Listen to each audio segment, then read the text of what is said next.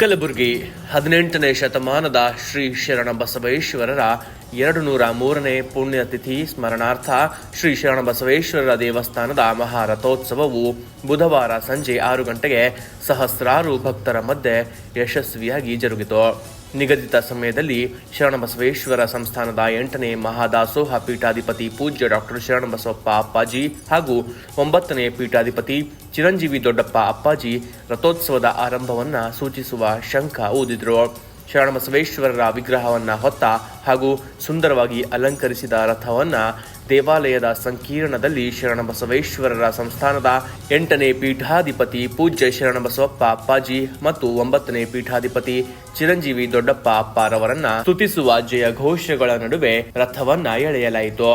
ರಥ ಎಳೆಯುವ ಸಂದರ್ಭದಲ್ಲಿ ದೇವಾಲಯದ ಸಂಕೀರ್ಣದ ಸುತ್ತಲೂ ವಿವಿಧ ಸ್ಥಳಗಳಿಂದ ಬಣ್ಣಗಳ ಚಿತ್ತಾರ ಮೂಡಿಬಂದವು. ಮುಂಜಾನೆಯಿಂದಲೇ ಬಂದ ಭಕ್ತರು ಬಾಳೆಹಣ್ಣು ಮತ್ತು ಖರ್ಜೂರವನ್ನ ಎಸೆದು ಪುನೀತರಾದರು. ದೇವಾಲಯದ ಸಂಕೀರ್ಣದಲ್ಲಿ ಸೇರಿದ್ದ ಜನಸ್ತೋಮ ಹಬ್ಬಕ್ಕೆ ಅಗತ್ಯವಾದ ರಂಗನ್ನ ಸೂಚಿಸುತ್ತಿತ್ತು.